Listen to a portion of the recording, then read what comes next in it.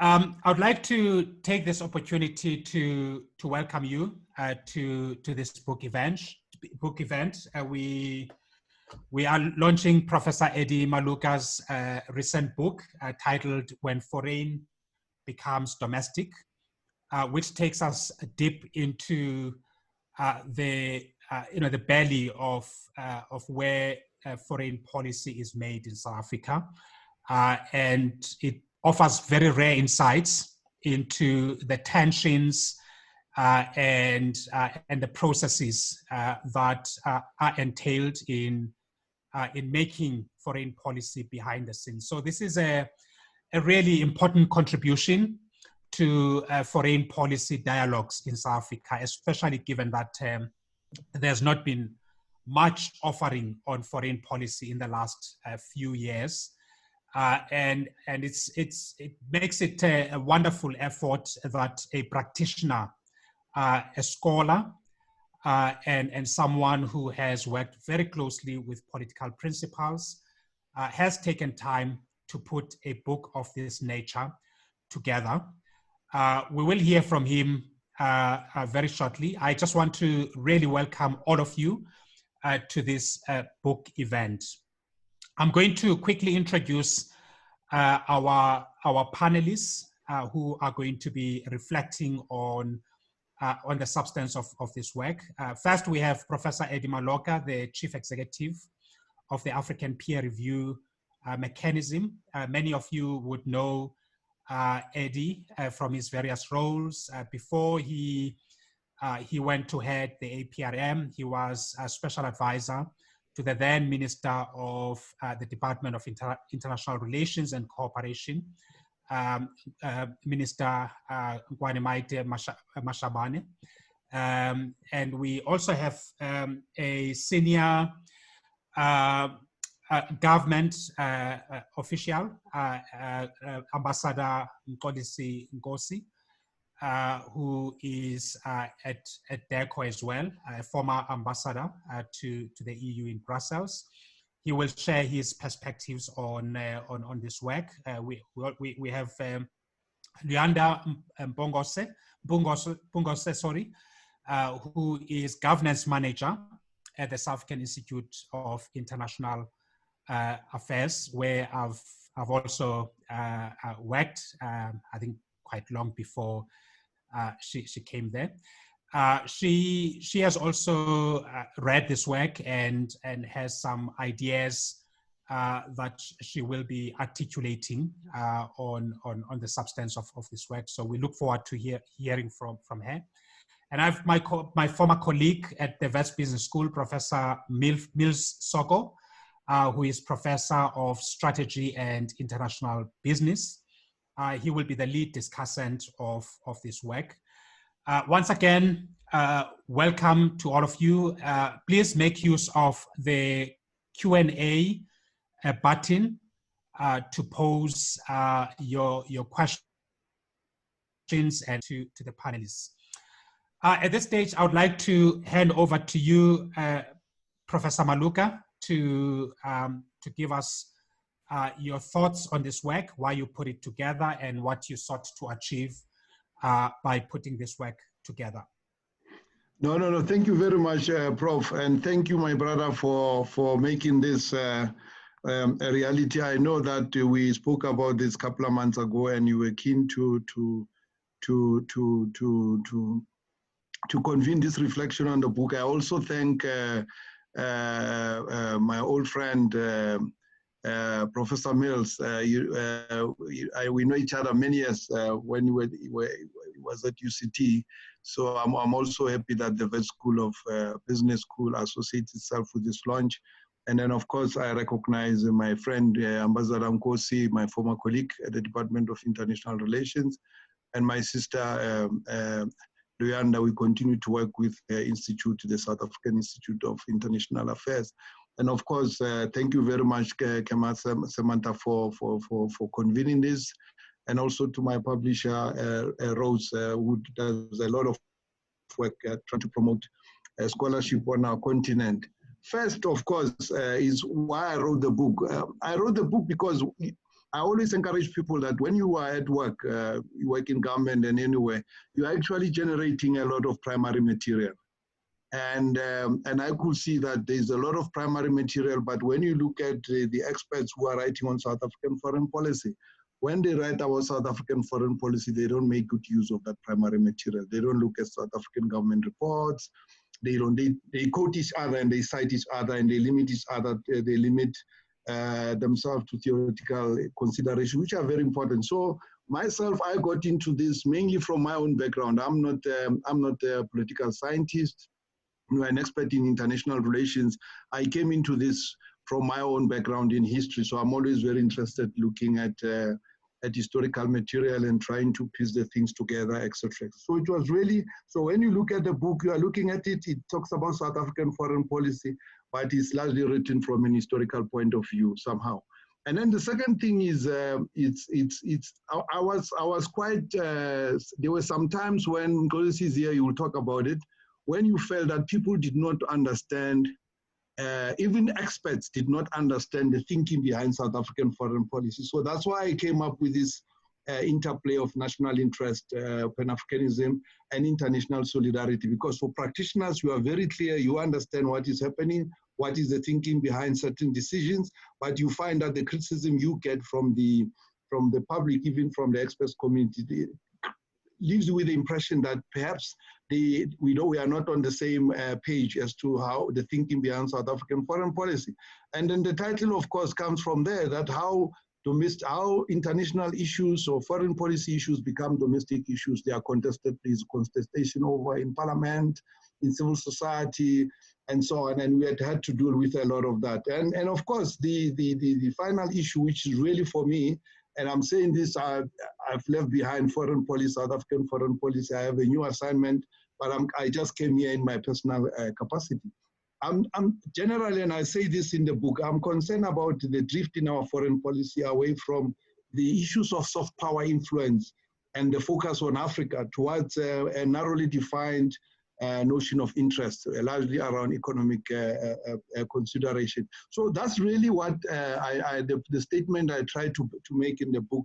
I try to make a call and try to persuade our decision makers to try to bring back the influence, the soft power and the influence issues in foreign policy and Africa in foreign policy and so on, but I'll come back to it. So really there are, you could say, 4 core messages that I could say are at the core of the book, you could say. The first one is what I said, the interplay in South African foreign policy between national interest, Pan-Africanism, and international solidarity.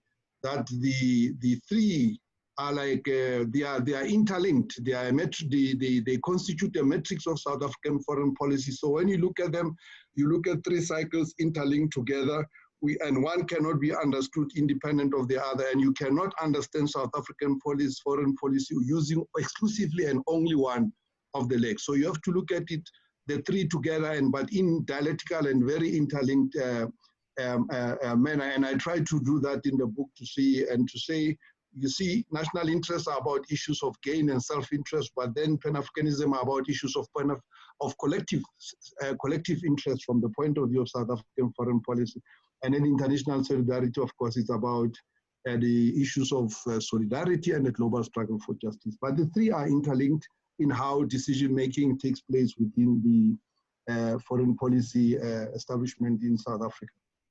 And then the second thing that I wanted to do in the book was really to give what I think is unrecognized recognition and acknowledgement of the role that is played by the ruling party in foreign policy. Not just foreign policy making, even decision making. I have a whole chapter on the ANC. It's really around international solidarity. But I did that deliberately because I've been in the ANC International Relations Subcommittee for a number of years now, for many years now.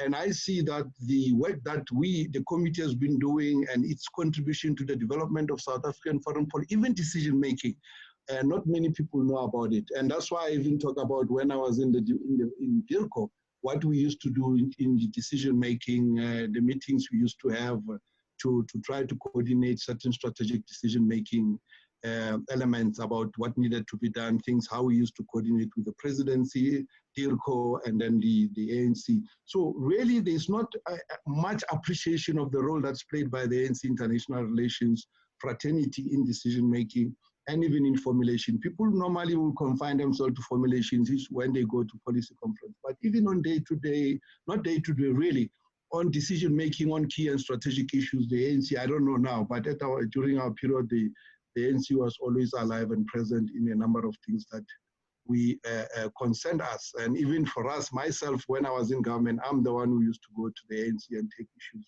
and discuss with the leadership at the ANC. So the third issue is, of course, and you know that this has been spoken a lot about, and people tend to talk about it referring to the Zuma presidency, and I didn't want to personalize it and reduce it to the Zuma presidency, but rather talk about the phenomenon which we experienced during that period of what I call the relative decline of South African foreign policy. Some say the lost decade, but I argue that it was not the lost decade. It was, I argue that the first part of the Zuma presidency, I think quite a lot of was achieved, and we did quite a lot of work. But I identify a number of factors which led to this decline. And here I can only highlight three quickly because I don't have to go into a discussion.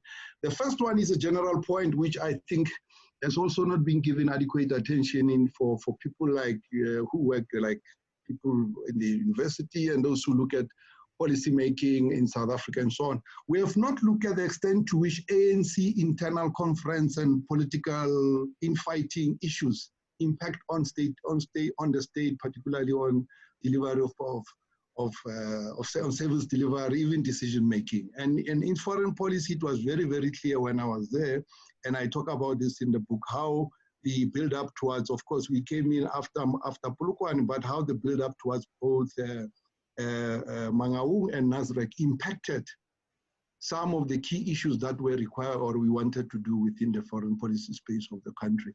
And I don't think adequate attention has been given to that. You'll find that even in other areas, there's been quite a lot of, we can make some reflection relating to other disciplines of the state. But here I'm looking specifically at foreign policy, and you see when politicians, ministers are involved themselves in competition for positions, and you find that the cabinet is not united around certain policy issues, it can affect. And I attribute a lot of what happened to the South African foreign policy in the last few years of the Zuma presidency. I attribute it to the tensions within the ANC towards Mangaung, and then also after Mangaung towards Nasrec. So I deal with that in the book.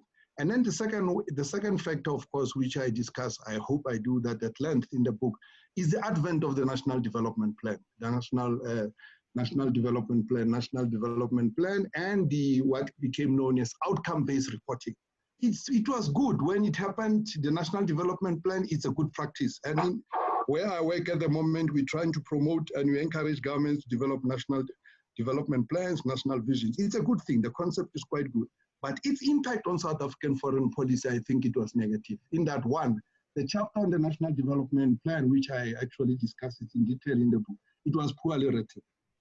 It was not written by an expert on foreign policy. It was written by somebody who came from background of economics and mainly trade issues and so on. And then the NDP, remember that out of the NDP came the outcome-based reporting, and now departments were now supposed to report in accordance or in terms of certain targets, which mainly are quantitative. And foreign policy now was required to report in terms of economic indicators. And I think that, for me, it led to, Ngolisi can talk a little bit about that. I don't know whether he's got the freedom because now he's still in service. But I know that quite a number of ambassadors struggle with that transition. So we moved away from a foreign policy based on interest, on influence. On influence, wanting to influence, focusing, orienting our ambassadors oriented towards soft power, influence, and so on. Now ambassadors now had to report now under the regime which was introduced with outcome-based reporting. Now they had to report in terms of how many trade visits you are organizing, how many economic diplomacy meetings you had. So it became a little bit quantitative, and I don't know whether they've moved away from it, but I think that had negative influence on South African foreign policy, because I think that foreign policy is about influence, and influence, you don't measure it. There are quantitative indicators, but influence, you have to measure it on the impact that you make on international actors, particularly at countries and in international organizations, and to a certain extent, international civil society organization. So you need to develop a metrics or measurements that measure or are able to help you see the extent to which you are able to exert influence on other countries, on international organizations, rather than trying to get your foreign policy narrowly focused on economic indicators and so on. I'm not saying economic diplomacy is not important, I make that point, but I'm trying to say that focusing on economic diplomacy at the expense of influence, I think is one of the things that I think led to some of the setbacks in South African foreign policy. And of course, the shift away from Africa, and policy can talk about it, even in how the departments was organized away from Africa to become a bit of generalism of some sort.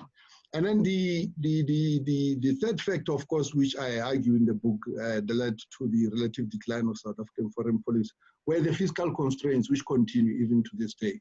And if you compare that to the Mbeki period, of course, during President Mbeki's time, there was even this target to have South African embassies in all African countries. But you know that that target has since been suspended. So there were all these financial constraints that departments were expected to cut after 2008, and it impacted government departments across the board, including our foreign policy. So really, in some form of conclusion, what are the outstanding issues? And I try to mention them towards the conclusion of the book. One is that really to recenter South African policy on Africa. You know, it's like when you are using your navigation, it loses focus. You have to press the recenter, it takes it back. So I think there is a need to recenter South African foreign policy on Africa. And then, of course, the second one is the continuing to elaborate national interest. I have a chapter on national interest, and I think that our own work at the government level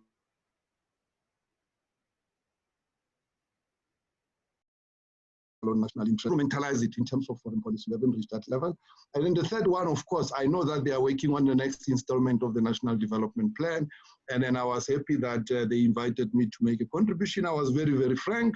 And my critique of the National Development Plan, judgment on foreign policy is contained in this book. I hope that the next installment of the National Development Plan will address some of the weaknesses that I argue led to the decline in our foreign policy.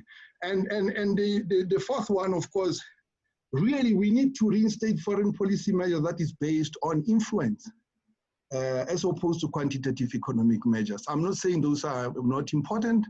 They are very important, but I think that once you lose sight of influence in foreign policy, you get into some difficult area, and I really think it's a big challenge, and I've also challenged some of my colleagues to start probably within DIRCO to thinking about how they can develop a tool to measure influence and to assist South African foreign policy making and decision making using influence as an indicator rather than economic, quantitative economic consideration. I'm not saying economic diplomacy is not important. I don't want that to be misunderstood. And anyway, once again, thank you very much, and thanks to the organizers, and I look forward to the debate. Thank you. Thanks, Eddy. Very frank and straightforward inputs there. I will take you up on this latter part on economic diplomacy, but offline. So, but you mean online? I'm just thank you very much. Niels?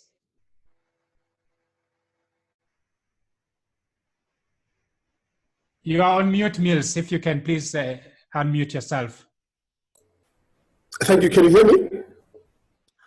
Thank you, sure, go ahead. Professor Kobo. I want to start by congratulating Professor Maloka on this really scholarly work on South African foreign policy. And I think, as you indicated at the beginning, you know, the value of this work lies in the fact that this is the first time we've had somebody who one can describe as an insider who has been able to put some thoughts to paper about South African foreign policy from a historical perspective. So there's a lot of very interesting and original insights in this book, which one would not find, generally not find in the work, that has been published on South African foreign policy. So that's a very important contribution. And it's a wide-ranging book, 7 chapters covering a whole range of topics, some of which the author, Professor Maloka, has alluded to. And I think that it's important that, he moves from the premise that we should not personalize and individualize, foreign policy, as many works on this topic have tended to. He encourages us to steer away from looking at foreign policy from the perspective of individual leaders, seeing President Mandela as somebody who presided over a period that was characterized by human rights, Thabo Mbeki as what was described as the golden age of foreign policy, and also the Zuma period that was seen as representing the decline of foreign policy.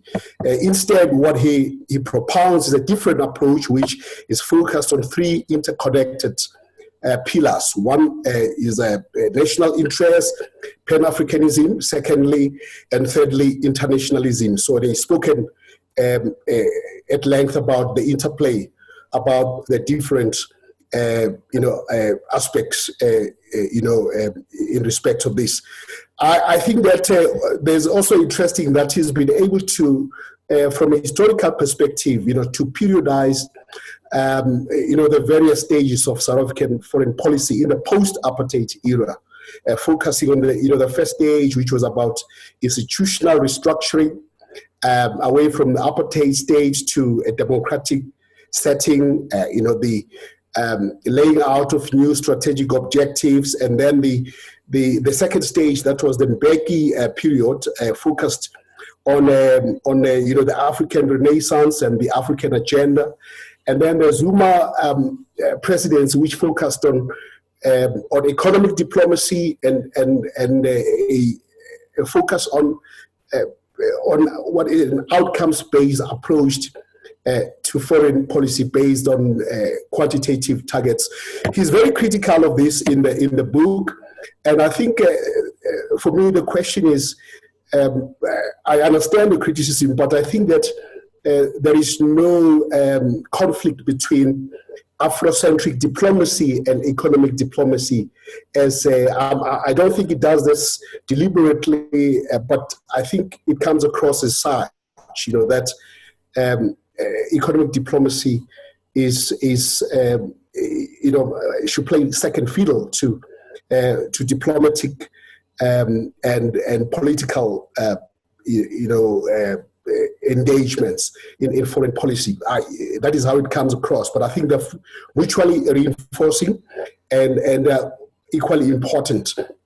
I think it's also, this book is valuable in terms of giving us an insight into the whole machinery of foreign policy making in South Africa, and and the actors that are involved, mainly the presidency, DIRCO, which is the institutional custodian of foreign policy, as well as the African National Congress through Luthuli House. And we, from my perspective, I always knew that Luthuli House was involved in foreign policy. The ANC sets foreign policy, but this book gives us a very interesting insight into the real power that Luthuli House holds in terms of the exercise of South African foreign policy, for better or for worse, if I may say. And he also speaks about the role of the DIRCO. DIRCO is very important in terms of the formulation and execution of South Africa's foreign policy. But it's interesting that, Professor Maloka, he bemoans the lack of appreciation of professional bureaucrats career diplomats in DIRCO, and the tendency to privilege underqualified, unexperienced, political appointees over experienced and well-trained career diplomats, and that practice seems to have gained ascendancy during the Zuma administration, and it has created a great deal of disillusionment and low morale at DIRCO, as the book indicates. And what I also found interesting, contrary to popular narrative, and this is what I find valuable about this book, amongst others, is, we tended to see the Zuma period as a period of decline, and it was in many respects. But in terms of foreign policy, I think there were several achievements that were achieved under the Zuma administration. You can say in spite of Zuma, or you could say because of Zuma, but there were important achievements that were chalked up.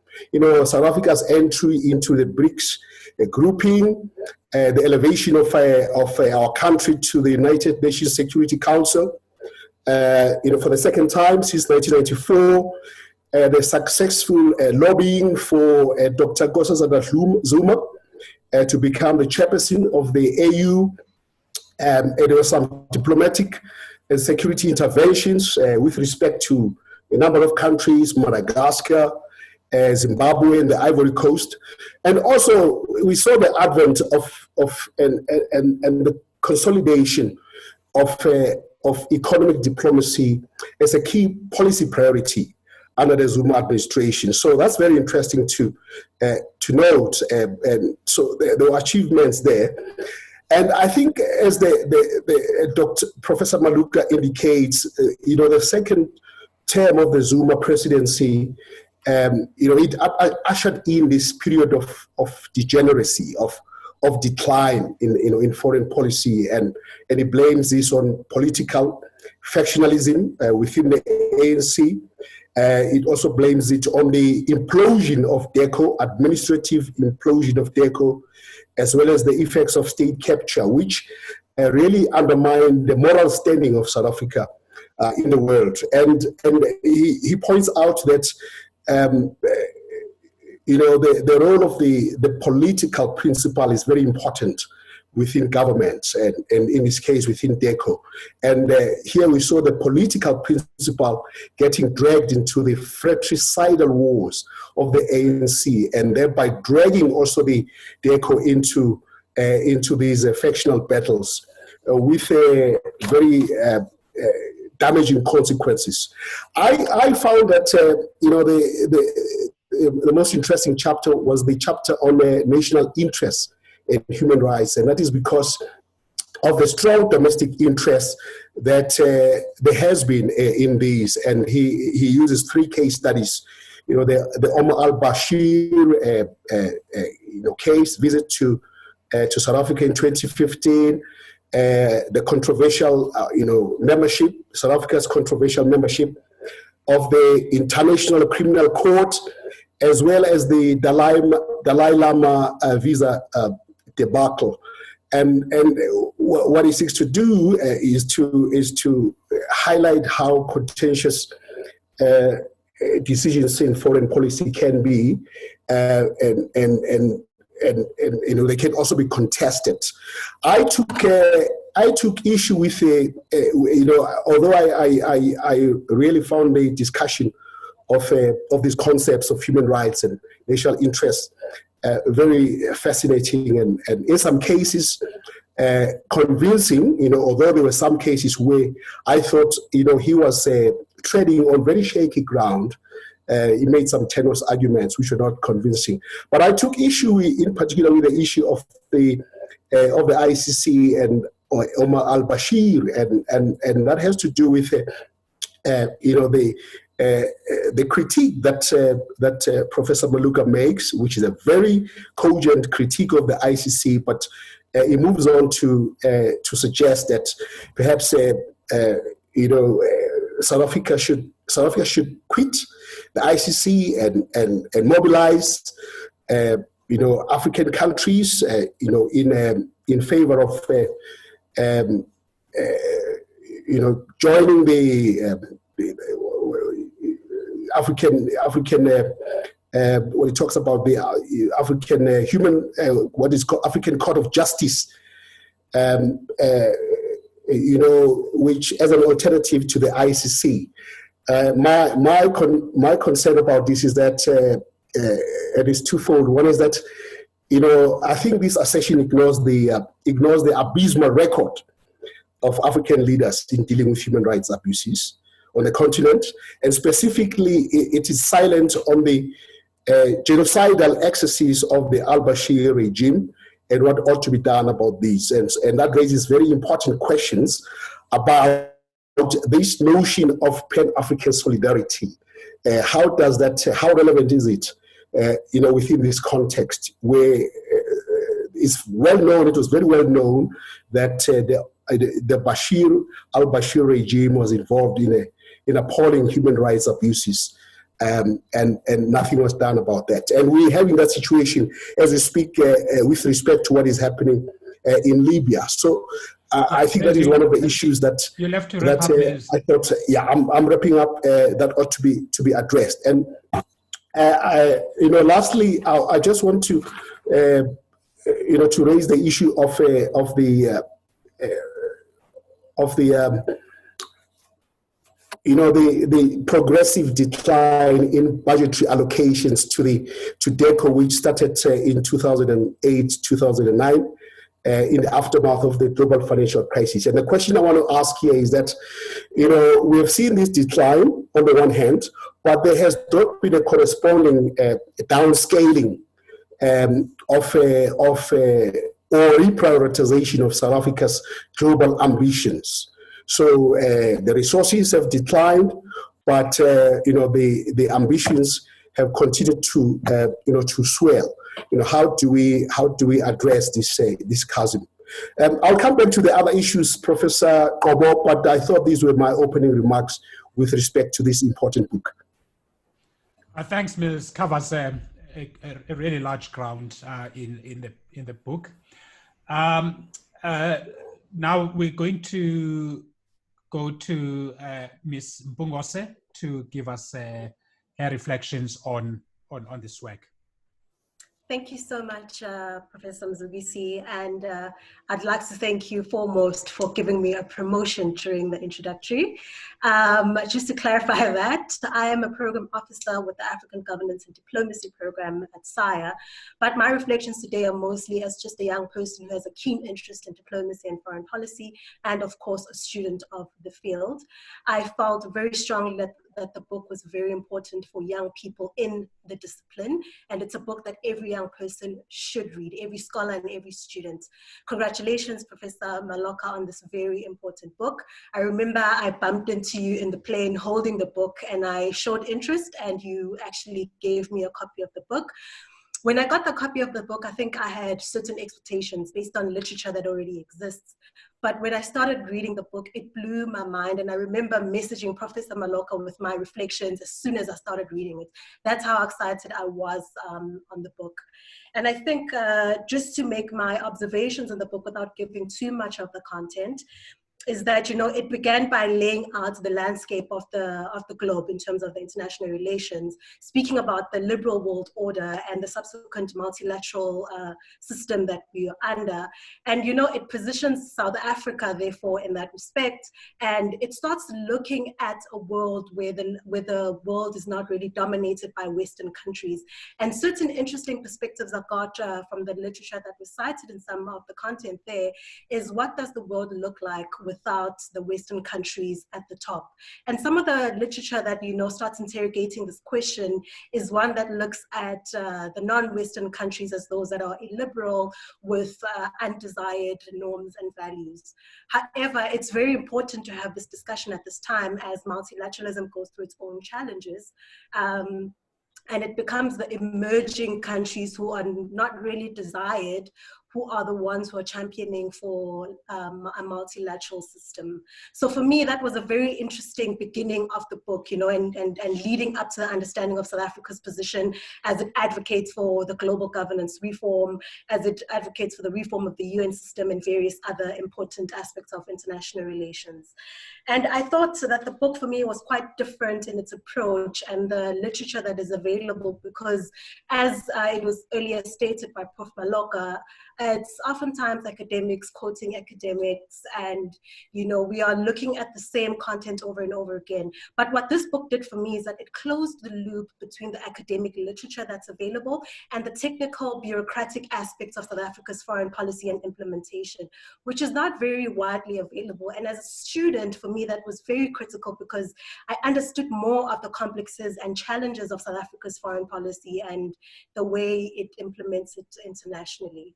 I think it drew a lot of the nuances that are not easily available, and I appreciated that very much. I saw this in terms of the way it explains the era of decline that has been spoken about, moving away from just the individual, but you know, unpacking the complex system that exists. Because what Prof. Maloka does is that he explains the complex, the very big complex system of foreign policy making and implementation.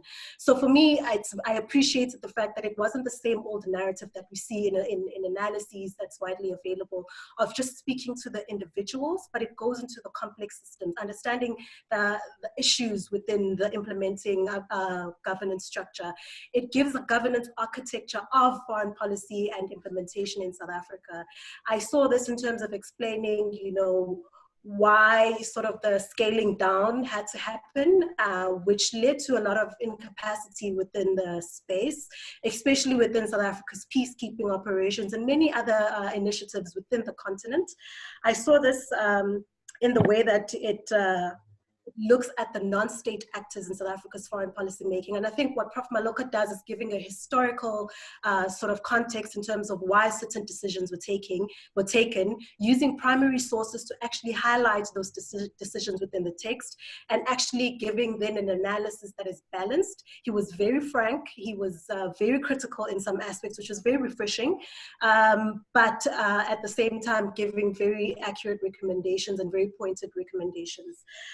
I think most importantly, coming from a non-governmental background, it was very important to also see the discussion about non-state actors.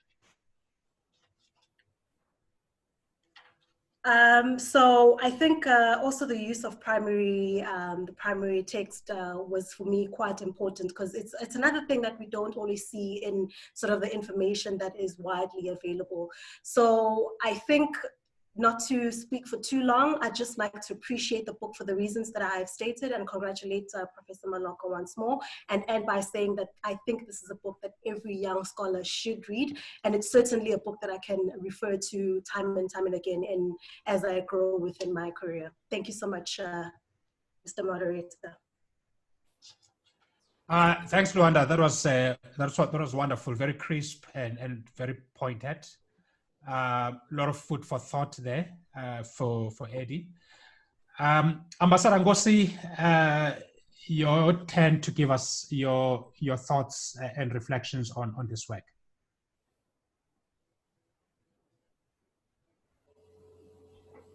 You're mute. He doesn't know how to operate a computer. Great, excellent. What are you trying to say about our diplomats, Eddy? He's my friend. Eddy, please don't muzzle diplomats. Well, thanks very much, Mzu, for inviting me to this very auspicious discussion on the launch of the book by my dear friend Eddy Maloka. And let me start by saying that I read the book with a great deal of enthusiasm and interest, largely attracted by its intriguing title, when foreign becomes domestic, the interplay of national interests, Pan-Africanism and internationalism in South Africa's foreign policy. It's a very intriguing topic. The book is written by my brother, comrade, colleague, fellow Pan-Africanist, and indeed I join you, Mzu, Mills, and Luanda in congratulating Eddy on this very erudite contribution, which I think is going to be a major source of information and knowledge, not only to practitioners, but also to policymakers and scholars. The book situates South Africa's foreign policy in a historical context, reflecting three distinct but related periods, namely the struggle era, the era of the anti-apartheid struggle first, secondly, the transition, and thirdly, the post-apartheid era. So it's a reflection of Professor Maloka's own academic grounding, as well as his own academic background, in the sense that he's adopted a historical approach in terms of analyzing South Africa's foreign policy. And I think that is very important, because we can't be ahistoric in terms of our understanding of South Africa's posture on various issues. It takes the reader through a journey of South Africa's foreign policy from the Mandela, Mbeki, Zuma eras, reflecting the trajectory of these periods, including the ebbs and flows through this, what you may call either a continuity or a discontinuity. And I think it's something that probably we'll discuss, we'll flag later in the discussions. And indeed, it also, I think, fundamentally teases out international relations theoretical concepts such as national interest and relate them to some of the real events and issues that South Africa was confronted with over the past 2 decades, including how South Africa voted in the UN Security Council during before the attack on Libya, the either famous or infamous resolution 1973. It also problematizes South Africa's membership of the ICC. And I think Professor Mills has spoken to this quite in detail. This was largely the decision to withdraw from the ICC was triggered by calls for the arrest of former President al-Bashir on the occasion of the AU summit that was hosted here in South Africa in 2015. And then, of course, it also raises the issue of the Dalai Lama, the whole visa saga concerning the Dalai Lama, and how in this instance there was an interplay between national interest, South Africa's one China policy, vis-a-vis the whole issue of the Dalai Lama, who, depending on where you sit, on which side of the fence you sit, is viewed as a hero, as a symbol, as an icon. He represents an iconography of the Tibetan people. I think the book also fundamentally opens up what many call the proverbial black box of foreign policy, taking the reader into the intricate process of foreign policy decision-making. And I think the fact that Professor Maloka served as an advisor in the minister's office, it gave him access to the very strategic, very key centers of decision-making, foreign policy decision-making. And I think he opens that quite widely. But more than that, also, I think he raises issues of contestation between these three centers, and also the need for coordination in order to ensure coherence in the implementation of foreign policy. I think the book is a very important addition to the rich tapestry of South Africa's foreign policy. And we will indeed, as I said, be a useful tool for policymakers, practitioners, students, and scholars of international relations.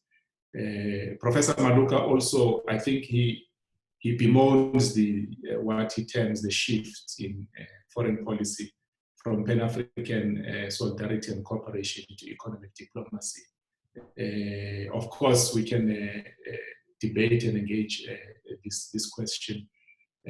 Our view is that there wasn't any shift, but it's more a tonal emphasis. It's a tonal emphasis by leaders from time to time. It does not reflect any fundamental change or shift in foreign policy. Economic diplomacy has always been embedded, even during the time of Mandela, the time of Mbeki.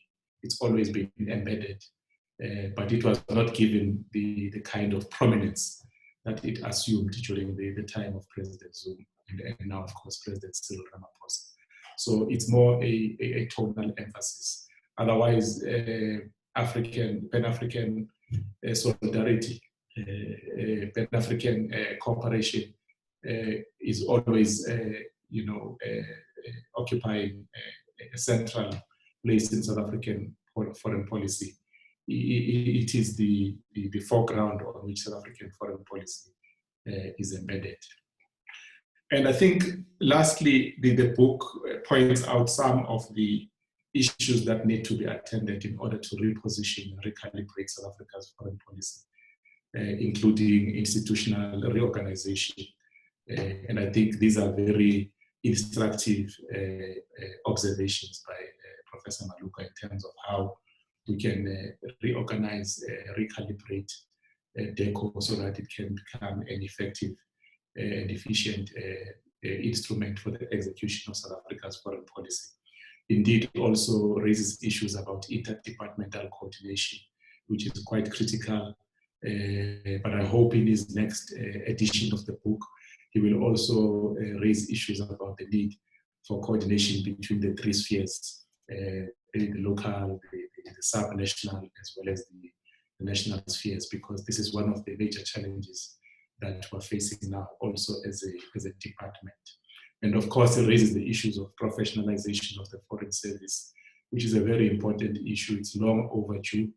But of course, as you know, 2 weeks ago, the president assented to a bill, foreign service bill, and now we have an act. For the first time in the history of the country, we now have an act that regulates the foreign service, and which is largely aimed at ensuring that the foreign service is a professional cadre of government that is staffed by a suitably qualified personnel whose main purpose is to advance and to promote South Africa's interests abroad.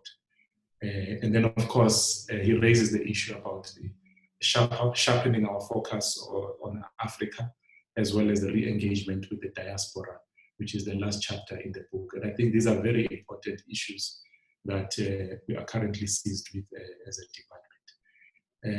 I would like to just close my remarks by saying that the issue of national interest is a very important area that Professor Maloka raises. And I think we need to, it's important that we need to situate the doctrine of national interest within South Africa's own perspective of foreign policy. Our national interest doctrine is not about the selfish pursuit of naked interests in a so-called anarchic world. It includes regional and continental interests of peace, security, stability, development, and prosperity.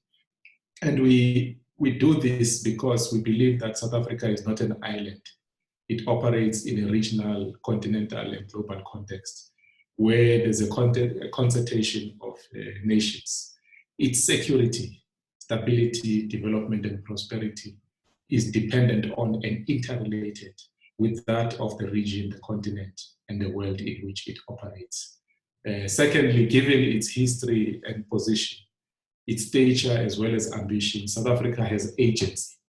It seeks to contribute to a peaceful, to a stable, to a prosperous continent and world. And as an agent for transformation, South Africa seeks to contribute to the reform of the international system in order to make it fair, just, rules-based, and not power-based, and indeed to make it human and people-centered. This is the national interest doctrine of South Africa, which incorporates the values embedded in its foreign policy, such as human rights, democracy, and good governance. So it's not your classical expression of national interest as predicated on the realist theory or realist doctrine. It's not about maximizing South Africa's self-interest at the expense of other nations. It's also about cooperation. And I think it privileges more the need for the creation of a better world that is at peace with itself. Hence the mantra that South Africa's foreign policy seeks to promote its interests, the interests of Africa, and the interests of the world. Thank you.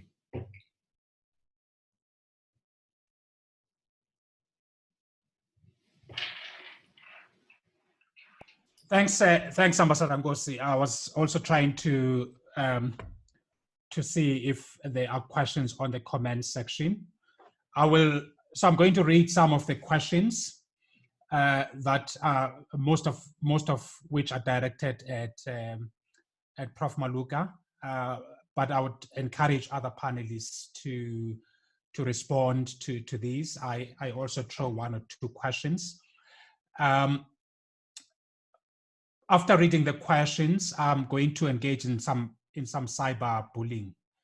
I'm going to bully Peter Vale, Professor Vale, to make reflections, for a minute or two.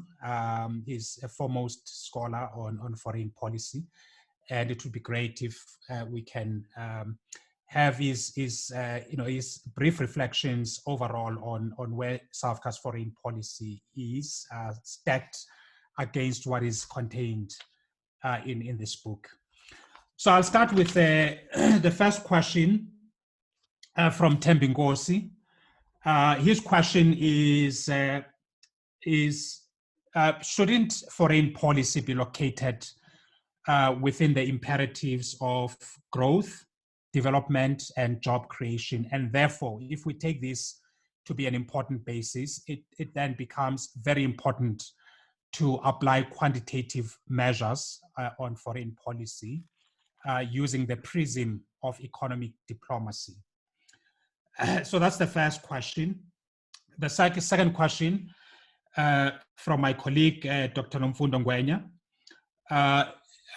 She questions your juxtaposition of national interests and economic diplomacy as different qualities, and asks, what is the end game for each? If the focus is on national interest, what is the end game of pursuing national interest, concretely? And what in your view should be the end game of economic diplomacy, and why are these seen as different?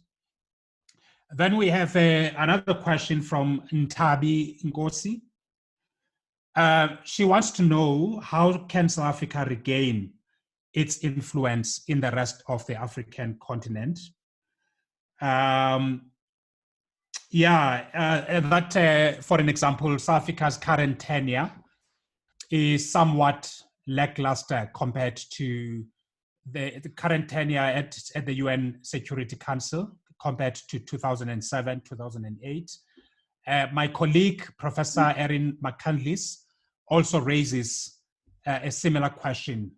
If you can reflect, why has our weight somewhat declined on the multilateral platform? The other question comes from Siphelele Vilakazi. Siphelele raises the point that South Africa has been outsmarted in the African continent on taking advantage of economic opportunities and expanding its commercial footprint, and in particular to countries in Asia, precisely because it has not focused sufficiently on economic diplomacy. And you are also advancing the same position that focusing on economic diplomacy should or rather national interest focus of influence focus should trump economic diplomacy. Yet we've not been doing well in taking up economic opportunities. Just a final point from myself. It would seem to me that in the book, you stress foreign policy activity. That is the things that have been done by, say, the Zuma administration, taking South Africa to the BRICS, contesting successfully for AU Commission. And these activities, in my view, or rather highlighting them, are conflict tactics and strategies, because these are not telling us about foreign policy strategy. That is the strategic ends of foreign policy and measuring the strategic ends vis-a-vis the flurry of activities that you see. So when people say South Africa's foreign policy has lost its way, they don't mean that it has little activity, but they mean that at the substantive level, there has been a decline. So if you could maybe clarify that. I'm going to hand over to Peter to make his reflections, and then we're going to go back to the panelists to respond, and we round this off. Peter, over to you. Can you hear me? Very loud and clear, thanks. Okay. I think I should welcome your bullying. So I welcome your bullying, and I greet all the colleagues and the professors. Yeah, greetings, Peter. Thank you very much. Greetings to you, Eddy. Thank you very much. Thanks, bye.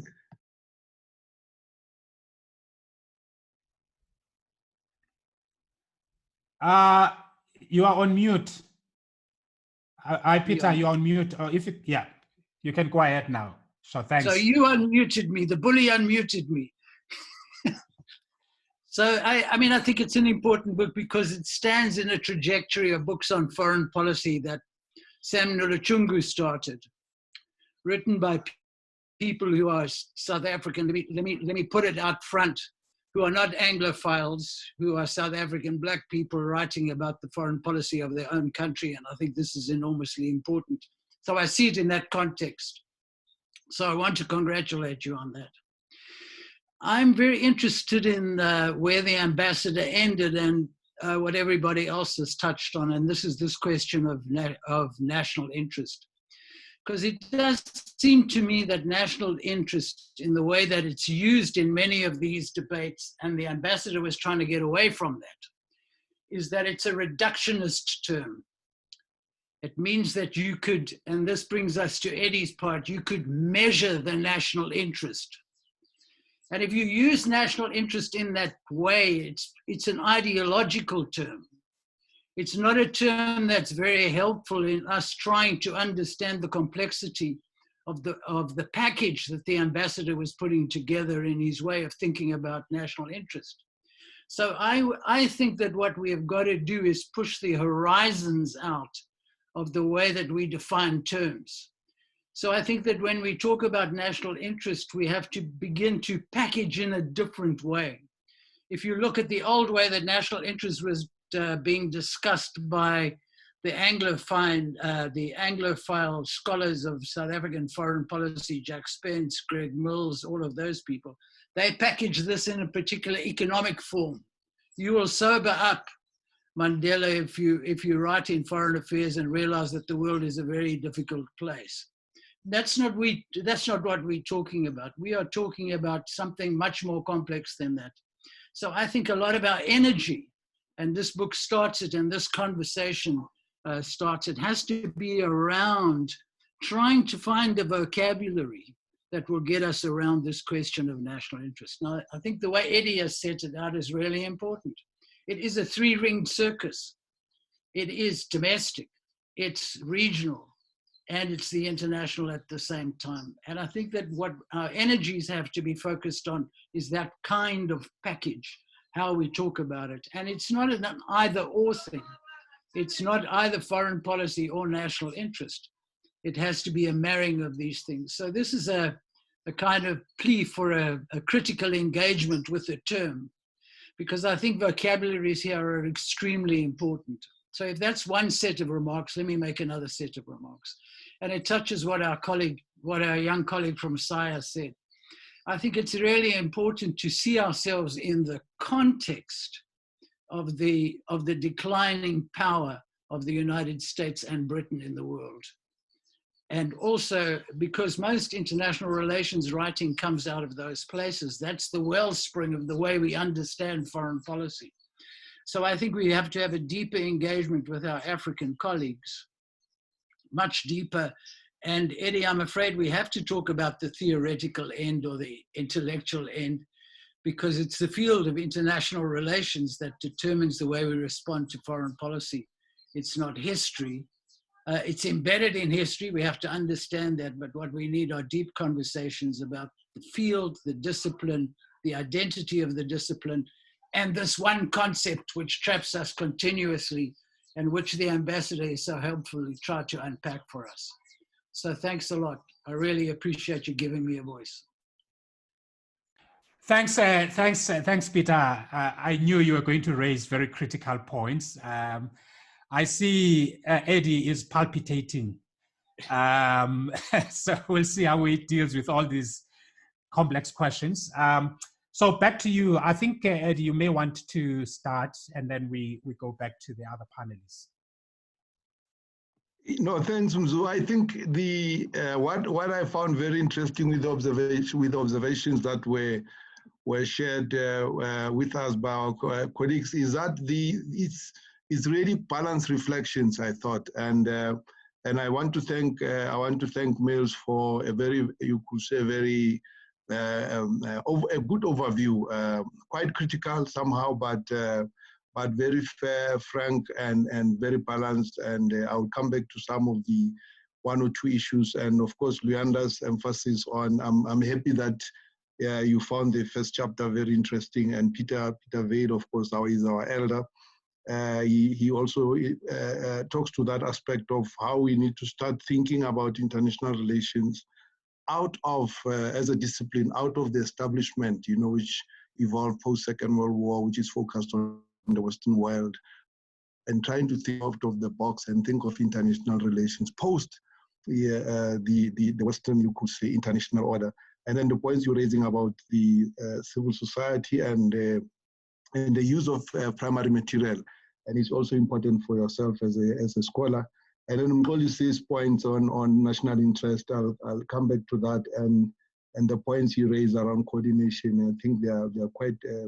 I found that very useful. Mko, you also spoke about this distinguishing between foreign policy activities and foreign policy strategy. And sometimes when we respond to the criticism that foreign policy has declined, we give you a list of activities, not really the strategic substantive questions. I think it's a very important and a pertinent point. But I think even around the questions raised by Tembinkosi, Nomfundo, and Tabinkosi, Karen, and also Spelel, they really revolve around you could say, a few set of issues about the relationship between influence understood in diplomatic terms and influence understood in economic terms. I agree that the two are not mutually exclusive. I agree with Mills that the two are not mutually exclusive. And in the book, I think I was really talking about something that Mkolisi talks about it differently. That you see, when you look at a diplomat, a South African diplomat, and I was thinking I was looking at it from the point of view of a diplomat. Then when you look at South African diplomat, remember, you're not the only person. You are a diplomat, you are an ambassador. In your embassy, you have a trade attaché, you have security people, you have defense attaché, you have all of those people. So now what has happened with this shift is that ambassadors now, they do the work of trade attachés. That's really the essence of what I'm talking about. So the ambassadors now, when they have to send reports to their desk to them, they now report. When they report, they talk about trade missions they organize, economic diplomacy meetings. It goes to what you are talking about yourself, Zugis.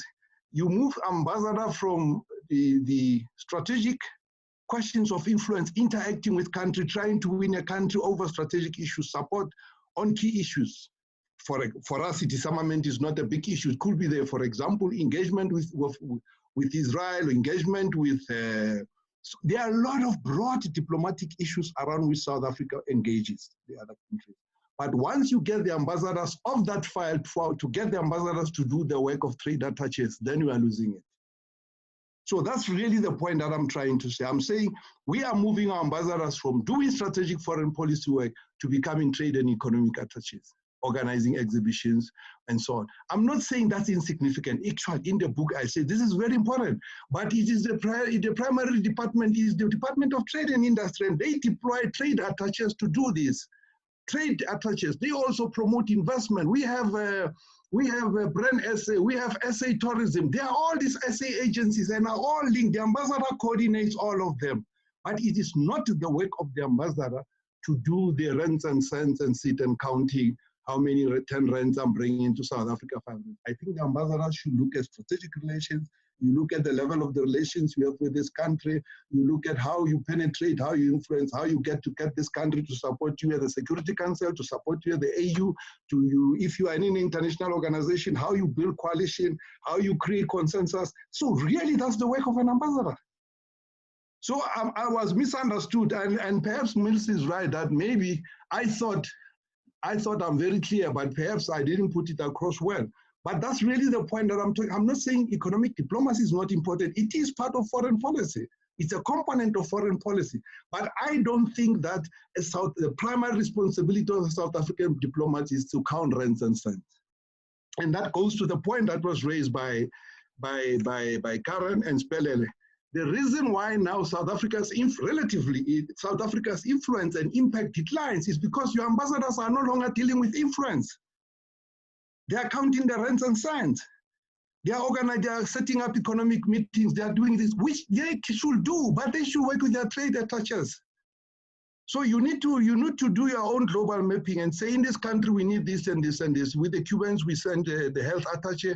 In Asia, we send a lot of trade attaches, economic and investment attaches, and so on. But you have an ambassador to quote, but the ambassador's work is strategic. DIRCO's work is strategic. DIRCO's work is about influence, penetrating countries, penetrating international organizations, leading them in a particular direction. When you go and have economic interests with a country, you don't sit and say, let's do a deal. You cultivate relations, you build a rapport, you build relations. So that's the work of an ambassador. And then things flow. Then they start to be people-to-people contact. The investors, they flow between the two countries. Researchers, they flow, academic community. So the way we set up BRICS. So you didn't set up BRICS as an economic cooperation. You set it up as a political cooperation entity.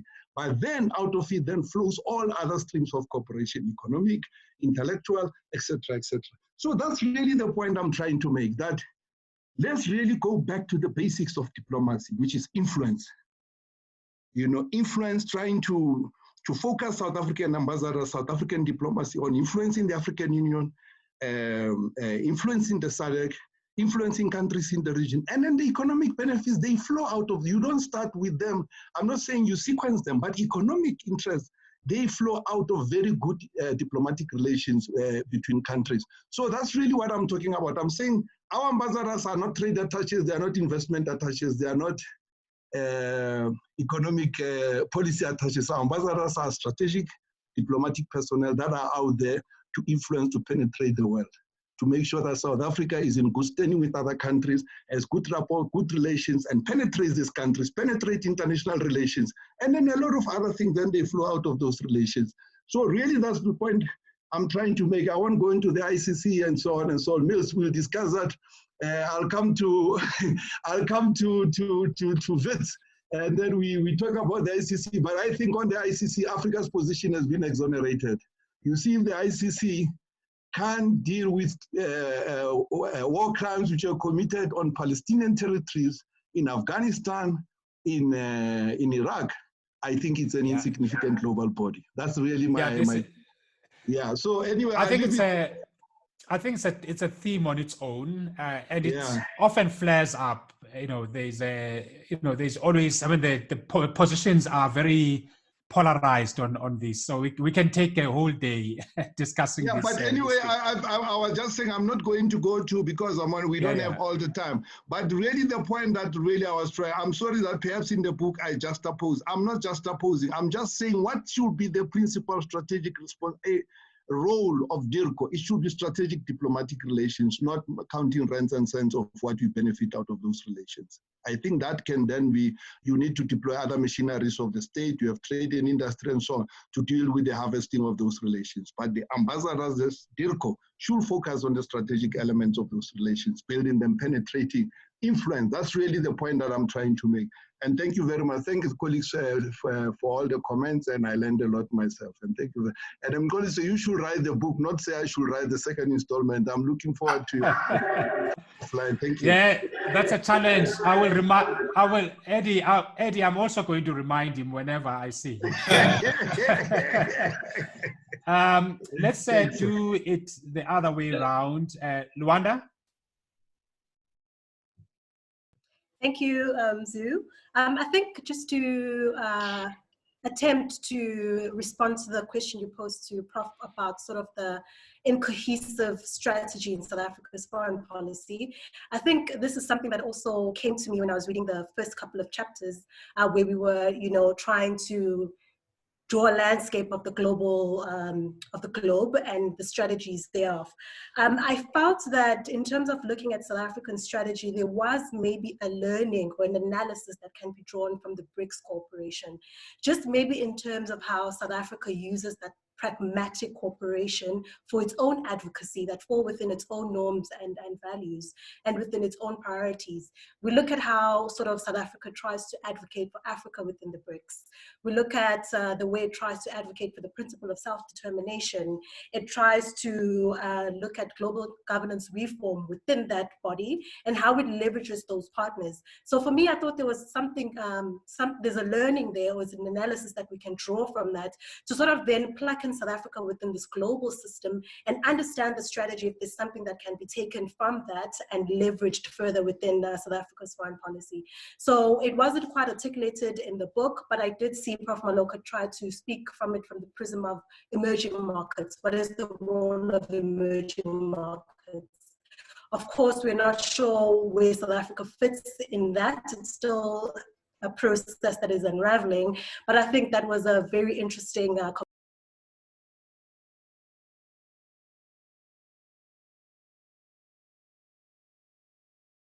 We lost you there. Sorry, can you hear me now? Yeah, you just ended abruptly. Oh, my apologies.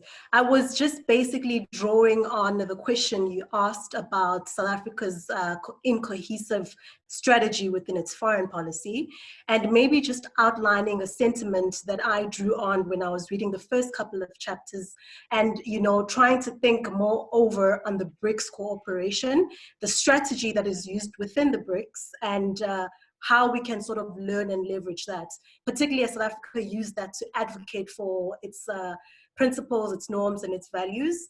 It tries to advocate for, the African agenda. It tries to advocate for self-determination, especially in the alliance countries like Palestine and the Western Sahara. It tries to draw on some of the advocacy on the global governance reform. And I thought maybe there's something, there was some sort of analysis that can be drawn from that to understand the strategy and see how it could be leveraged. I hope you got that, Mzu. Mills? Oh. So, one or two points to raise. It's a very interesting discussion, and I really enjoyed the responses that Professor Maloka gave. I think it's dealt with this issue of of influence and power. How you project that. Is it through economic means or through diplomatic or political means? I would like to suggest that we need to find a way as a country to to find some kind of articulation between the two, and economic diplomacy is very important. it was Zhu Rongji was the premier of China, the most influential premier of China, in my view, who made the remark that if you want to project influence and power, you have to have a strong economy. You can't project that in an environment where you have a weak economy, as we have now in South Africa. So economic diplomacy is very critical, but we need to find some kind of articulation between that and political and diplomatic influence.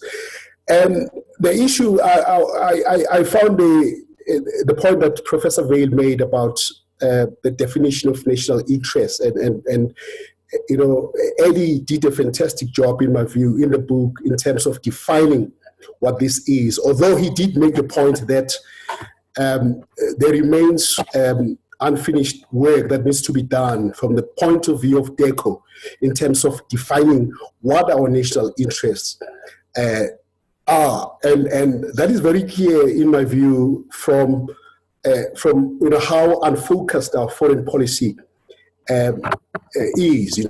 Our foreign policy is everywhere. So you read the book, we want to do everything. We're involved in everything. We want to influence everything. Whether we have the capabilities to do so doesn't seem to matter. Whether we have the resources to do so, human and financial and other resources, doesn't seem to matter. And I think it is something that we need to focus on very, very carefully.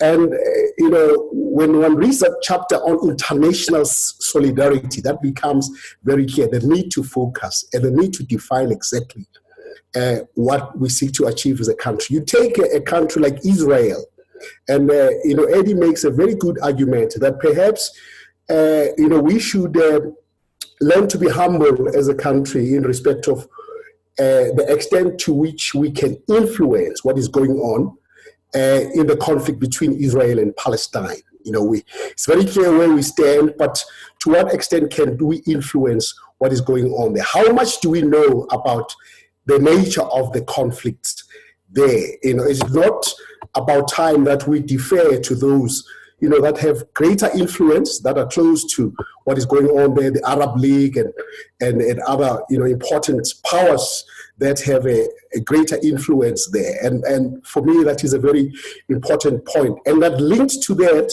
from the perspective of Pan-Africanism and the African Union, which Eddy speaks a lot about and extols, and whose virtues extols, in the book. What is our approach? And this is what Thabo Mbeki raised not long ago, is in the context where there are some African countries like Rwanda, like Uganda, like Kenya, who have decided to, based on their national interest, to have closer relations with Israel, and in some cases intensified those relations. What should be South Africa's attitude towards that? And how does that affect South Africa's relations with those African countries? These are issues we need to look at and address. These are the few points I wanted to raise, Prof. Gobo. Yeah. And I want to again commend Professor Maloka for this fantastic and well-argued and thoughtful book, and I think this is should be made compulsory reading to for anyone who has an interest in South Africa's role in the world and who cares about South Africa's foreign policy engagements. Thank you. Thanks, Mills. Ambassador Ngosi, if you can round it up for us with your final critical thoughts. Thanks very much, Zu, and thanks to the colleagues, and thanks to all those who are listening and who are following this book launch at home. Your comments are much appreciated. It's a pity we don't have time to respond to all the comments, but very, very useful comments indeed. And indeed, I can confirm that we probably could have been a bit more coherent a bit more coordinated and probably have been a bit more clearer about our messaging as DIRCO on a wide range of issues. I don't want to be defensive on this question. I think there are lessons that we've learned over the past 2.5 decades or so in terms of foreign policy position. And of course, the latest, our vote on Libya in the UN Security Council on Resolution 1973 is one of those lessons that we've learned. And that is why now in our stint in the Security Council, we've been very consistent in terms of our voting and also in terms of coordinating with fellow African countries, the so-called A3. And while on that, may I just mention the point that is regularly missed by commentators and analysts, that actually our vote on Libya on Resolution 1973, it was not our vote, it was an A3 vote. Because remember, Nigeria and Gabon were also in the Security Council, and all those 3 countries voted as a bloc in support of the resolution. So that this point always gets missed, and people pointed South Africa as having betrayed the continent, and people pointed this as one of the issues that have led to the so-called decline of South Africa's influence on the continent. It's not true. Nigeria and Gabon also voted in support of Resolution 1973. This is just a matter of record. And I think, Eddy, it would be good. Now, thanks for the invitation and the challenge to write a book. We'll look at that, of course, with all the challenges and all of the work that we do. But I would like you really to tease out, because I think you've flagged the issue and probably you've left it for further reflection. Your problematization of the liberal international world order, which is in the introductory part of your book. I think it's something that we need to to reflect a bit more on. I look at it as a phase and not as something that is immutable, that we should build on. And I think it has provided us the space for defining a new world order.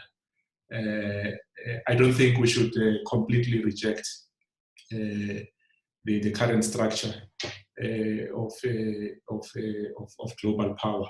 But I think it's correct that you're pointing the challenges, the needs, the need of developing countries to rethink and to redefine a new world order, and the so-called progressive internationalism that you propagate in the book, which we should also locate broadly within the whole concept of internationalism, because you have liberal internationalism, you have progressive internationalism, you have radical internationalism, which is pursued by the likes of Cuba, the likes of Venezuela.